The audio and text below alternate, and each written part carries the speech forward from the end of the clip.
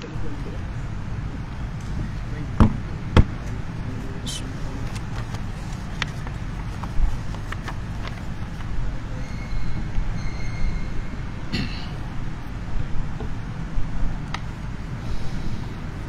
صل على محمد وعلى آل محمد في الأولين والآخرين وسلم رضي الله تبارك وتعالى عن ساداتنا أصحاب سيدنا رسول الله. السلام عليكم ورحمة الله وبركاته. الحمد لله الله أكبر كبيرا والحمد لله كثيرا وسبحان الله بكرة وأصيلا. لا إله إلا الله والله أكبر. الله أكبر ولله الحمد. الحمد لله القائل وأذن في الناس بالحج يأتوك رجالا وعلى كل ضامر ya'tina min kulli fajjin 'amiq. Segala puji bagi Allah Jalla Jalaluh yang telah pun berfirman melalui kalamnya yang mulia, dan serulah oleh kamu wahai Ibrahim manusia-manusia untuk mereka datang ke rumah Allah melaksanakan ibadah haji. Dan pasti kamu akan melihat manusia akan datang kepada kamu dalam keadaan berjalan kaki, juga dalam keadaan menaiki menunggang unta-unta yang kurus, dan mereka datang dari ceruk rantau serta tempat yang jauh. Segala puji bagi Allah Jalla Jalaluh yang memilih dalam kalangan hamba-hambanya untuk menjadi tetamunya yang mulia melaksanakan ibadah haji di Baitillah Al-Haram. Allahumma salli wa sallim wa zid wa barik wa an'im ala abdika wa rasulika habibina al-Mustafa Sayyidina Muhammadin wa ala alihi wa ashabihi ajma'in. Semoga selawat dan salam, berkat dan nikmat senantiasa Allah limpah dan curahkan untuk hamba kekasihnya, buat junjungan besar Nabi kita Muhammad sallallahu alaihi wasallam, kepada seluruh ahli keluarga baginda yang mulia, istri-istri baginda dalam kalangan ummahatul mukminin, putra-putri baginda, orang-orang yang telah pun Allah anugerahkan kesempatan hidup bersama dengan baginda dalam kalangan para sahabat, orang-orang yang datang selepas daripada mereka. Semoga Allah merahmati dan meridai kita dengan mereka, amin ya Allah ya Rabbal Alamin. Thumma amma ba'd, usikum wa nafsiya bitaqwallah wa ta'atihi faqad fazal muttaqun. Qala Allah azza wa jal ya ayyuhalladzina amanu ittaqullaha wal tanzur nafsum ma qaddamat lighadin wattaqullaha innallaha khabirum bima ta'malun. Allah menyeru, memanggil khususnya kepada orang-orang yang beriman. Seruan Allah kepada orang-orang yang beriman sekurang-kurangnya sebanyak 83 kali di dalam Al-Quran. Apabila Allah menyebut ya ayyuhalladzina amanu, wahai sekalian manusia yang di dalam jiwa sanubarinya ada kepercayaan, keimanan, keyakinan kehadrat Allah Rabbul Jalil, yang dia menyembah satu-satunya Tuhan, tidak disembah melainkan Allah. Yang tidak beriman, silakan tutup pendengaran kamu, pergi kamu jauh-jauh kerana kamu tidak termasuk di dalam seruan seperti ini, hanya khusus aku memanggil wahai sekalian orang-orang yang beriman. Apa yang ingin Allah sampaikan? Bertakwalah kamu kepada Allah. Lihatlah, tengoklah, renungkanlah bekalan apa yang kamu ingin bawa pulang pada hari esok, yaitu hari di mana kamu akan bertemu dengan Allah Jalla wa'ala sebagai Tuhan yang menciptakan kamu, yang kamu sembah Dia pagi, petang, siang, malam. Dan bertakwalah kamu kepada Allah, sesungguhnya Dia adalah Tuhan yang maha mengetahui akan tiap-tiap sesuatu yang kamu lakukan, usahakan ketika kamu hidup di atas muka bumi. Sadaqallahul azim. Yang dirahmati oleh Allah, lagi amat dikasihi dan dimuliakan Al-Fadil Al-Ustaz Tuan Imam, Tuan Bilal, Tuan Siak yang berusaha, Tuan Nazir, para pimpinan, para pegawai, seluruh jawatan kuasa masjid kita yang tercinta ini, seterusnya pimpinan masyarakat, para alim ulama, asatizah, tuan-tuan guru, Tan Sri, Puan Sri, Datuk Sri, Datin Sri, Datuk-datuk, Datin-datin, tuan-tuan haji, puan-puan hajjah bil khusus, ayah ibu yang dikasihi dan dirahmati oleh Allah Subhanahu wa taala sekalian. Alhamdulillah, kita bersyukur kehadrat Allah yang telah pun Allah sampaikan kita ke dalam bulan haji. Sinonim dengan pelaksanaan ibadat haji itu adalah pengorbanan. Dan sudah pasti generasi yang awal-awal yang telah pun mencipta nama, yang telah menyematkan sirah dan sejarah mereka di dalam tinta-tinta buku-buku yang kita baca, adalah generasi para sahabah ridwanullah alaihim ajma'in. Pengorbanan mereka bukan hanya berbentuk keuangan yang ada pada genggaman mereka, harta yang mereka miliki, tetapi jauh daripada itu tidak terfikir di akal pemikiran kita bahawa mereka telah pun mempersembahkan nyawa mereka di atas jalan agama. Bahkan mereka lebih sanggup melihat ayah dan ibu mereka mati berbanding melihat kewafatan Rasul sallallahu alaihi wasallam. Mengambil satu contoh, apabila kita melihat di dalam sirah cerita tentang para sahabah berkorban ini cukup banyak dan luar biasa. Salah seorang yang tidak popular namanya di telinga kita, yang jarang, yang kadang-kadang atau yang mungkin kali pertama kita dengar nama dia, iaitulah Khubayb ibn Adi radhiyallahu an, atau nama sebenarnya Khubayb ibn Adi ibn Malik Al-Ausi Al-Ansari radhiyallahu an. Dia antara sahabat dalam kalangan orang-orang Ansar waktu ketika mana Rasul sallallahu alaihi wasallam hijrah sampai ke bumi Yathrib, ke Madinah. Dia datang kepada Nabi yang mulia, dia offer diri, dia tawar diri dia untuk memeluk Islam. Sebelum Rasul itu dakwah dia, promote dia, ajak dia terima dah Islam. Dan dia merupakan panglima tentera Ansar, sebagai panglima yang mempertahankan tiap-tiap kali peperangan yang ada, dan dia berusaha menempatkan namanya di dalam tiap-tiap siri peperangan.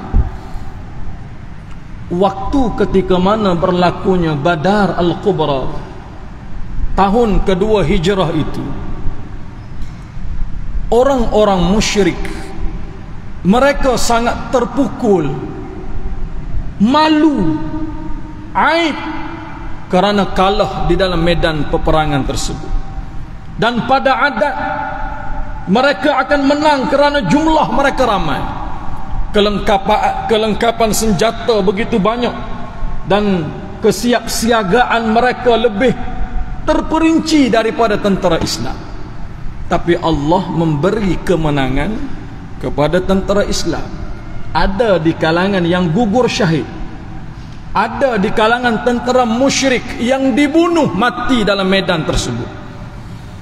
Baik, Khubayb ibn Adi ibn Malik Al-Ausi Al-Ansari merupakan salah seorang tentera daripada 300 lebih yang menyertai Badar. Di dalam peperangan tersebut, dia telah berjaya membunuh seorang pemimpin, pempengaruh dalam kalangan musyrik Quraisy, iaitulah Al-Harith ibn Amir ibn Naufal, yang mana dia merupakan salah seorang tokoh yang disegani dalam kelompok atau bangsa Quraisy. Setengah pendapat menyebut Al-Harith ibn Amir ibn Naufal, pekerjaan dia adalah pembunuh upahan. Siapa di kalangan yang tak puas hati dengan seseorang, datang jumpa dengan dia, bayar satu nilai, aku nak macam mana pun dia ni mati, beres, tak ada masalah. Selesaikan dia, habiskan riwayat dia, bukti aku tak nak dengar dan aku tak nak terpalit dengan apa yang kamu lakukan, tak ada masalah.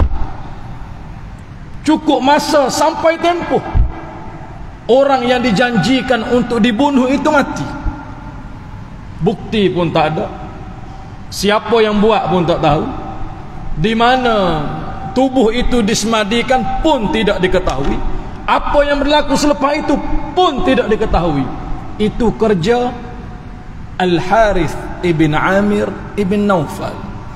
Ramai di kalangan musyrik yang ikut dia kerana pengaruh dia luar biasa.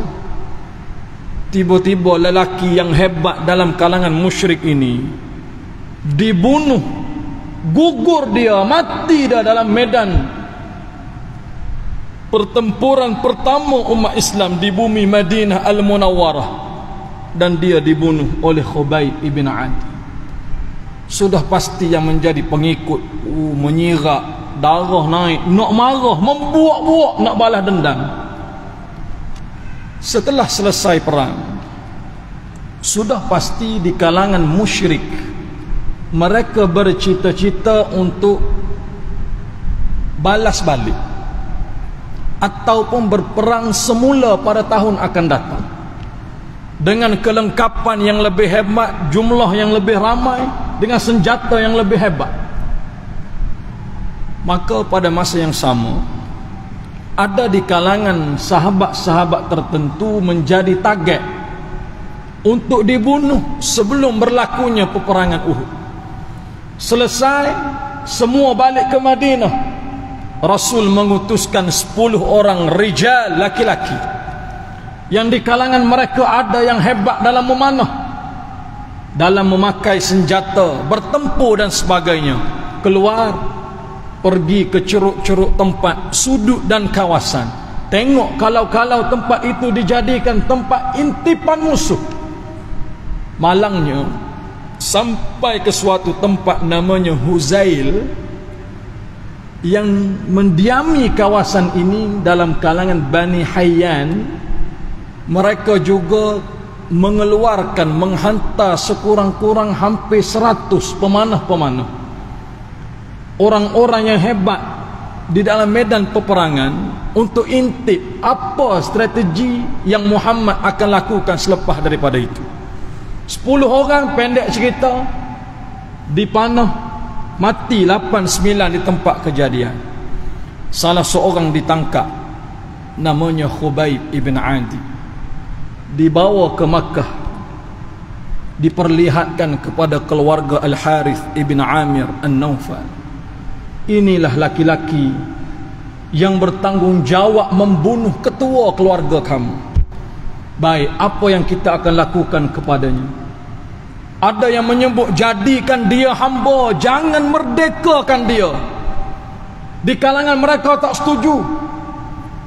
Apabila nyawa mesti dibalas dengan nyawa, hutang darah dibalas dengan darah. Sebagaimana ketua kita mati di dalam medan peperangan, dibunuh oleh laki-laki ni, nyawa dia juga menjadi taruhan, kita bunuh dia.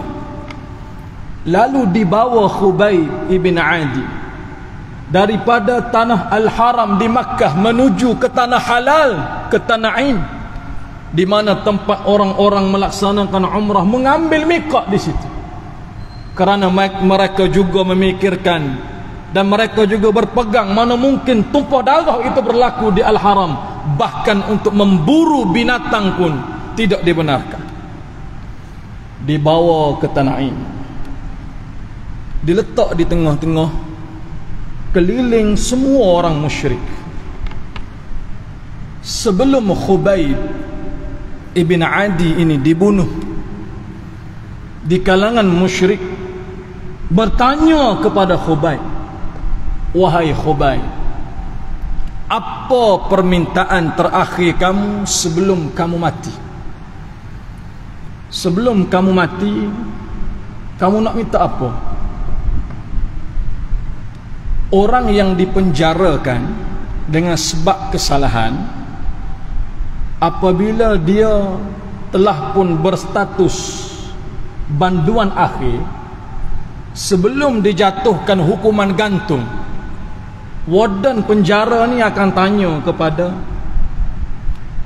yang akan dijatuhkan hukuman, itulah pesalah, tuan, cik, sekejap lagi, sekitar sejam setengah, hukuman akan dilaksanakan, cik akan digantung.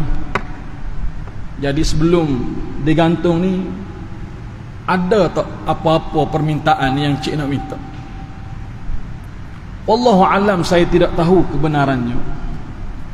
Cuma ada satu tempat disebutkan bahawa termasuk yang ditawarkan kepada banduan akhir ni makanan.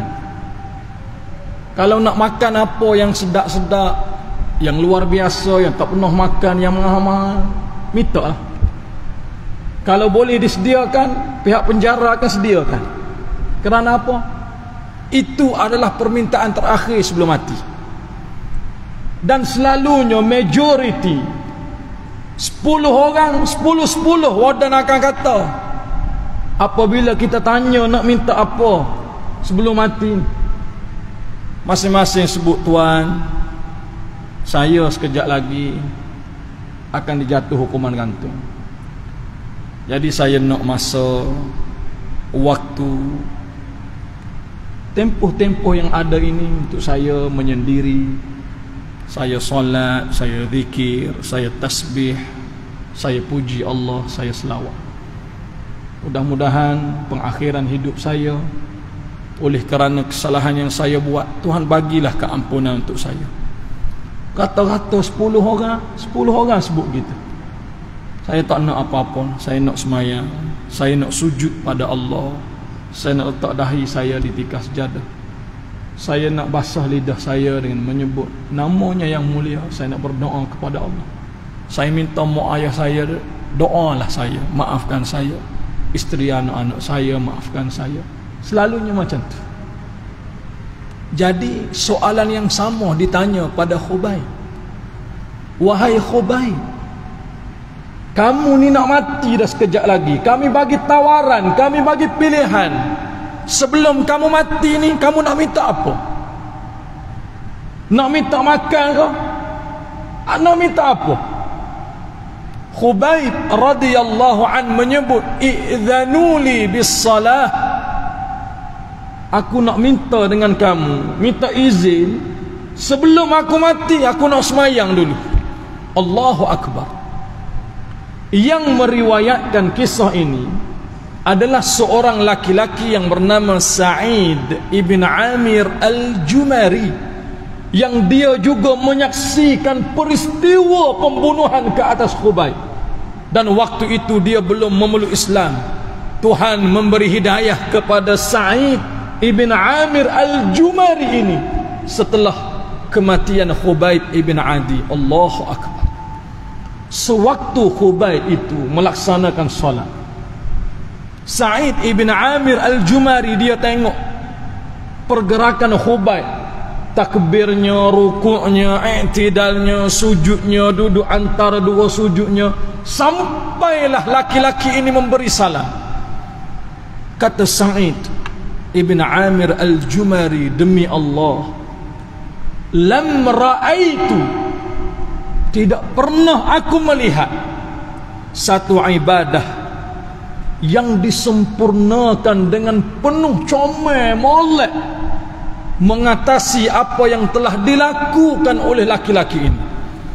Dia menyembah Tuhannya dengan pergerakan yang cukup wibawa.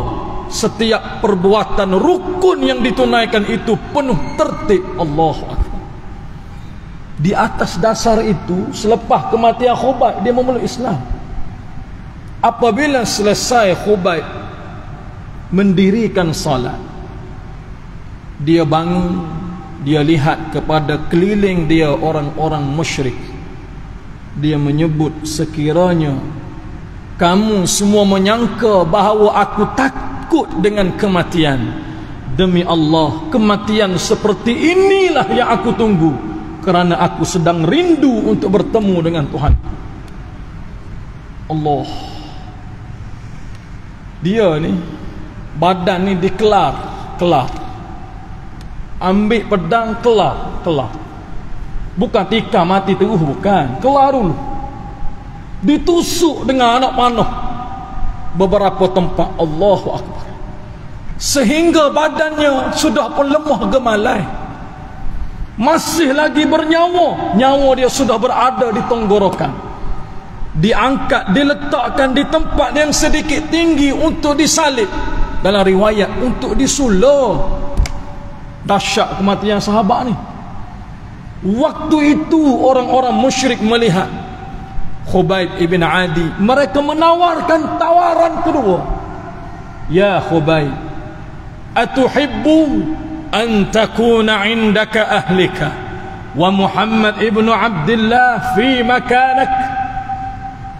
Wahai Khubayb, sekiranya kamu suka, sekiranya kamu nak, kalau kamu inginkan, kami boleh bebaskan kamu, kami lepaskan kamu, kami hantar kamu pulang ke rumah kamu, duduk bersama ahli keluarga kamu.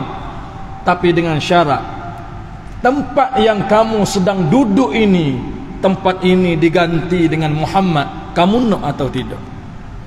Maksudnya, kalau kamu boleh yakinkan Muhammad supaya ganti tempat duduk kamu sekarang, kami bebaskan kamu balik dengan selamat, kami hantar kamu ke rumah. Tapi dengan syarat Muhammad jadi galang ganti. Muhammad mati pada hari ini. Baik, sahabat ni nyawa duduk di gar-garah tenggorokan. Waktu itu Khubayb ibn Adi menyatakan keyakinan, keislaman, kepercayaan yang cukup luar biasa. Dia bersumpah di atas nama Allah, wallahi, demi Allah, aku tidak akan kembali kepada ahli keluarga.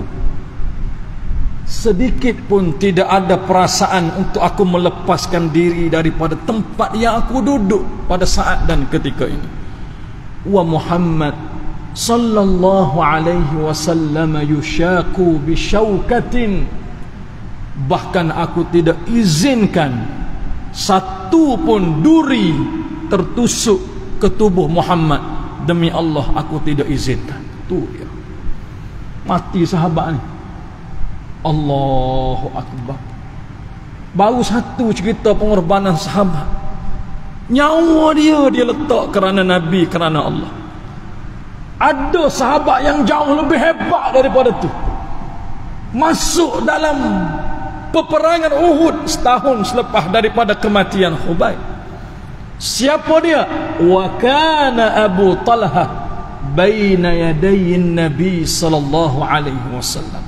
Ketika peperangan itu sedang berada pada saat yang begitu getir, di kalangan para sahabat lari ke tempat-tempat untuk berlindung meninggalkan Rasul sallallahu alaihi wasallam. Ada sekujur tubuh, satu susuk badan yang tidak gentar, tidak lari, bahkan dia duduk di situ mempertahankan Rasul sallallahu alaihi wasallam. Apa Abu Talha sebut? Ya Rasulullah, bi abi anta wa ummi, la tusyrik, yusibka sahmun min sihamil qaum, nahri duna nahrik. Wahai Rasulullah, kita duduk di dalam peperangan yang begitu getir ini. Demi Allah, aku pertaruhkan bukan hanya nyawa aku, tapi aku pertaruhkan nyawa ayah dan ibu aku sendiri. Allah, bi abi anta wa ummi. Orang Arab ni kalau dia begitu kasih pada kita, begitu sayang pada kita, dia ra'i kita luar biasa, dia memenangkan kita, cara dia appreciate kita, dia tahu kita ni berharga untuk dia. Dia sebut perkataan bi abi anta wa ummi, demi ibu dan demi ayah aku sendiri. Allah, ya Rasulullah, aku lebih sanggup melihat kematian ayah dan ibuku di depan mataku, dan demi Allah aku tidak akan sanggup melihat kematian kamu di depan mataku. La tusyrif yusibka sahmun min sihamil qaum, nahri duna nahrik. Mari berlindung di belakang tubuh aku. Di mana tubuh aku berada, di situ tubuh kamu berada. Jangan kamu sesekali melihat kepada musuh yang memungkinkan untuk kamu dipanah atau kena serangan daripada musuh. Biarlah tubuh badan aku menjadi pelindung bagi kamu. Allahu Akbar. Sahabat, baik, Allah sampaikan kita ke dalam bulan pengorbanan, iaitulah bulan Zulhijjah. Bulan haji ada 3, bermula seawal Syawal, Zulqa'dah, dan kemuncak ada Zulhijjah. Baik, kita sedang berada meniti hari-hari yang terbaik sekarang ini, sebelum kita sampai pada 9 dan 10 Zulhijjah. Al-Imam Al-Bukhari meriwayatkan di dalam sahihnya. Kita selalu dengar Sahih Bukhari, Sahih Bukhari ini. Nama Sahih Bukhari ini agak panjang lah, kan?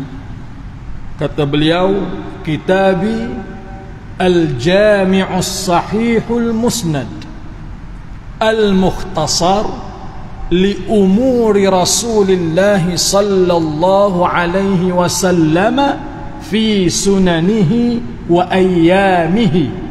Itu nama panjang bagi Sahih Bukhari, iaitulah kitab yang menghimpunkan melalui riwayat-riwayat yang sahih, yang sampai kepadanya riwayat ini kepada Rasul sallallahu alaihi wasallam, dan apa yang berlaku di sepanjang kehidupan baginda melalui sunnahnya, dan apa yang dilakukan oleh baginda pada setiap hari-hari yang ditempuhnya.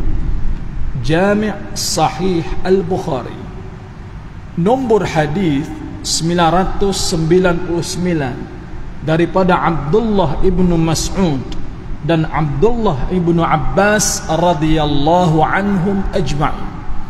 Rasul sallallahu alaihi wasallam menyebut, ma min ayyamin al-amalu salihu fihinna ahabbu ila Allah min hadhihi al-ayyamin 10. Tidak ada hari yang dalam setahun yang Allah terlalu suka sekiranya hamba itu melakukan amal saleh di dalamnya, iaitulah pada 10 hari pertama di dalam bulan Zulhijjah. Baik, kita solat maghrib tadi Solat maghrib yang kita tunaikan tadi lebih dicintai oleh Allah berbanding kita laksanakan pada bulan-bulan yang lain. Ahabbu ilallah, lebih Allah cintai. Dan sudah pasti salat itu termasuk daripada amal saleh.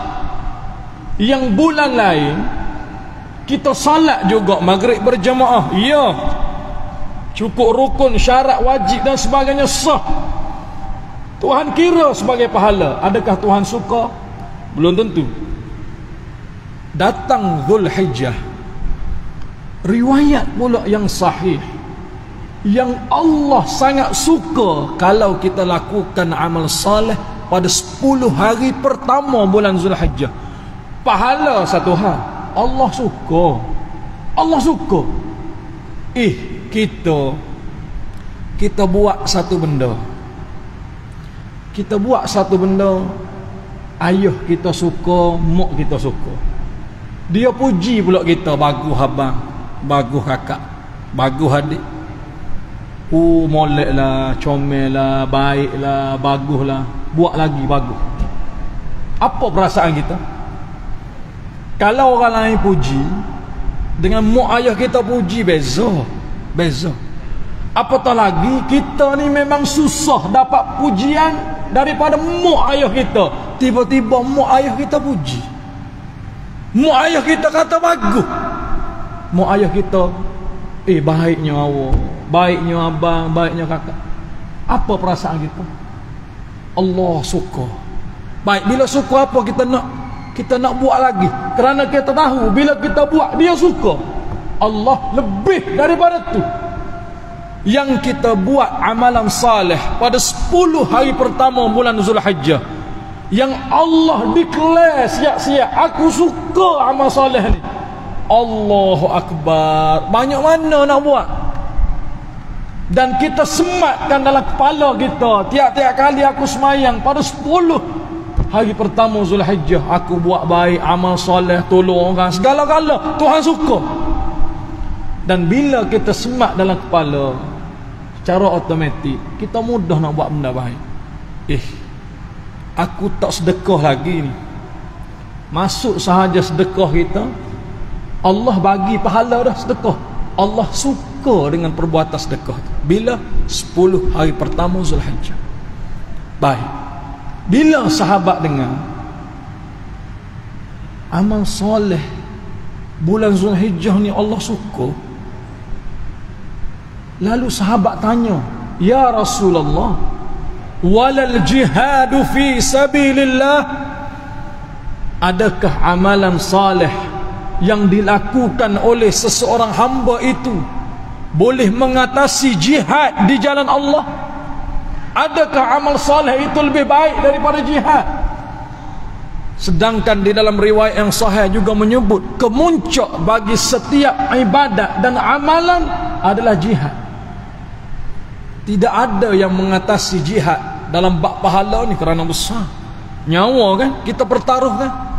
Baik, tiba-tiba datang Zulhijjah, amal saleh yang dilakukan oleh seorang hamba itu lebih baik daripada jihad. Adakah begitu? Rasul menyebut na'am walal jihadu fi sabilillah. Ya, jihad di jalan Allah tidak boleh menandingi amal saleh yang kamu buat di 10 hari pertama bulan Zulhijjah. Bahkan Allah Jalla wa'ala bersumpah dalam surat Al-Fajr, wal fajr walayalin ashar, demi waktu fajar dan demi malam yang 10. Al-Imam Nawawi dalam syarah dia, juga beberapa tokoh ilmuwan Islam menyebut 10 hari yang dimaksudkan itu adalah 10 hari pertama bulan Zulhijjah. Luar biasa. Allah suka kita buat amal saleh yang dilakukan pada bulan Zulhijjah. Baik, kita baca Quran dah, bulan lain pun kita baca. Sampai 10 hari pertama bulan Zulhijjah kita baca, Allah lebih suka waktu kita baca tu. Kerana Rasul telah pun declare, yang Allah bagi tahu aku suka. Dan ketika dilakukan amal saleh itu, Allah memerintahkan kepada seluruh para malaikat. Allah sebut unzuru ilal abd, wahai malaikat, tengok kepada hamba-Ku itu, tengok apa yang dia buat. Ketika malaikat dulu menyebut kepada Allah dalam surah Al-Baqarah,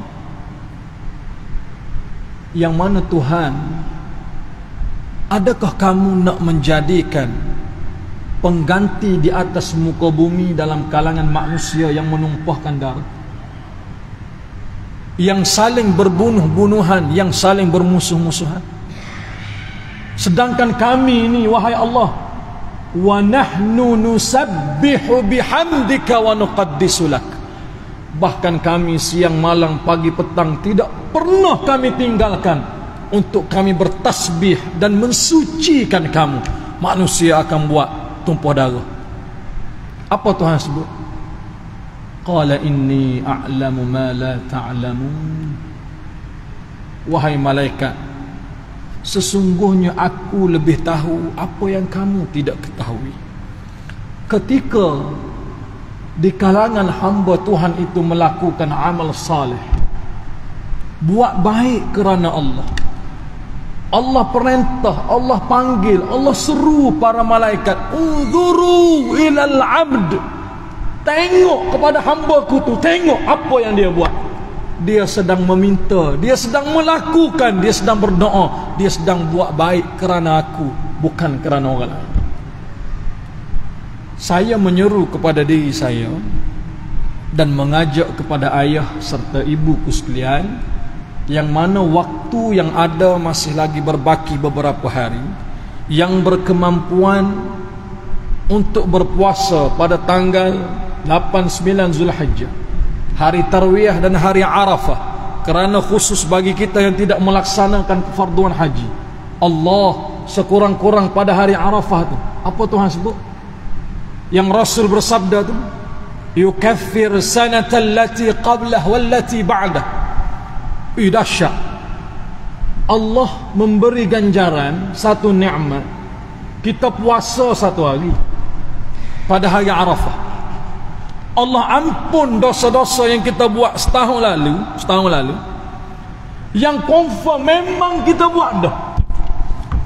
Yang kedua, wallati ba'dah, setahun yang kita nak hidup, yang belum tentu lagi kita hidup, yang Tuhan tahu kita akan juga buat dosa. Advance, sebelum kamu buat dosa, aku ampun dah dosa kamu. Oh, luar biasa, luar biasa. Kita nak satu benda, tak terlintah pun, tak sempat minta lagi, orang bagi dah. Luar biasa. Barulah Allah. Dan setiap apa yang kita nak, Tuhan bagi sebelum kita minta. Luar biasa. Apabila Allah menyebut di dalam Al-Quran, yang kita sebutkan pada perkongsian yang lalu, iaitu ayat daripada surah An-Nisa, surah yang keempat, juzuk yang kelima, pada muka surat 96 ayat 106, kedudukan sebelah kiri paling atas sekali, Allah menyebut wastaghfirillah, wastaghfirillah, innallaha kana ghafuran rahima, dan istighfarlah kamu, minta ampunlah kamu, minta maaf kamu kepada aku, kepada Allah.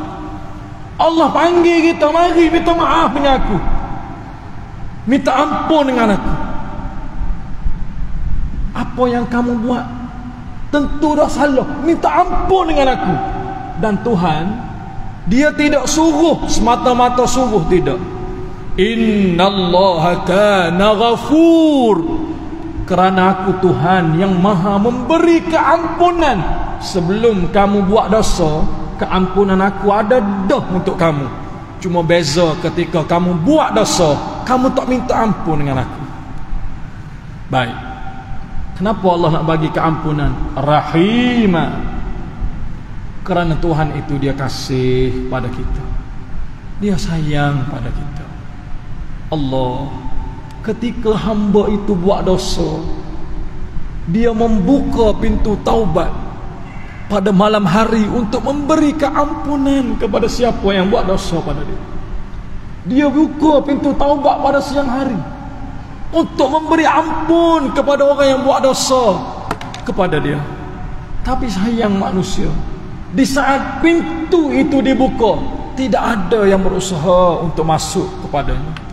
Tapi masing-masing jauh, merasakan diri sudah pun baik, sedangkan kita ini mengharapkan, mengemis keampunan daripada Allah Jalla wa'ala.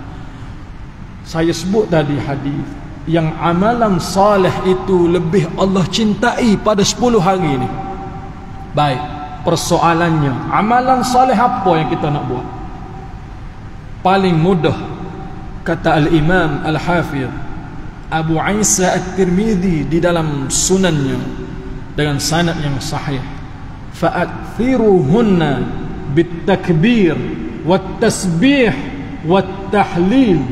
Sekurang-kurang di dalamnya itu kamu perbanyakkan 3 benda. Pertama, takbir, menyebut Allahu Akbar, Allahu Akbar, Allahu Akbar, la ilaha illallah, Allahu Akbar, Allahu Akbar, walillahil hamd. Waktu Rasul melaksanakan kefarduan haji, baginda Nabi yang mulia meletakkan unta yang ditunggangi baginda namanya Al-Qaswa betul-betul di kaki Gunung Arafah. Ketika baginda letak di situ, baginda keluar atau turun, naik untuk wukuf. Kata Abu Hurairah, yang aku dengar dengan telingaku yang disebut oleh baginda sewaktu mendaki Gunung Arafah, baginda menyebut Allahu Akbar, Allahu Akbar, Allahu Akbar. Bila? Zulhijjah. Maka perbanyakkan kita menyebut Allahu Akbar, Allahu Akbar, Allahu Akbar. Sambil-sambil duduk saja-saja, tunggu nasi goreng Pattaya kita siap, sebut Allahu Akbar. Dalam perjalanan naik motor, sebelum sampai ke rumah, depan traffic light, Allahu Akbar, Allahu Akbar. Jangan malu untuk sebut, kerana Tuhan sedang berusaha untuk jadikan kita baik.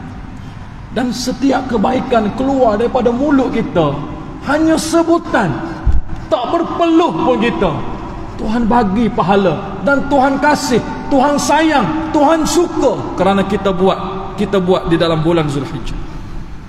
Bitasbih.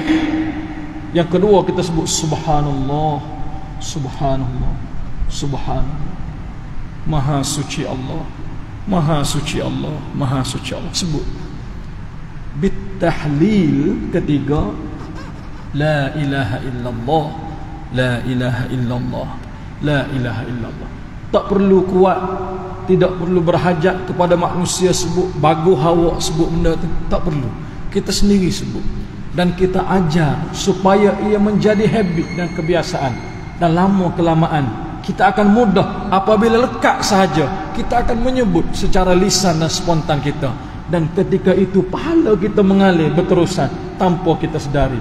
Waktu ketika mana Allah ingin memberi buku catatan amalan itu, Allah perlihatkan timbangannya, yang kita merasakan bahawa aku bukan orang saleh, bukan ustaz, bukan agamawan, bukan alim, bukan, aku hanya orang biasa saja, datang sembahyang dan sebagainya. Tapi Allah tunjuk amal kebaikan yang banyak untuk kita.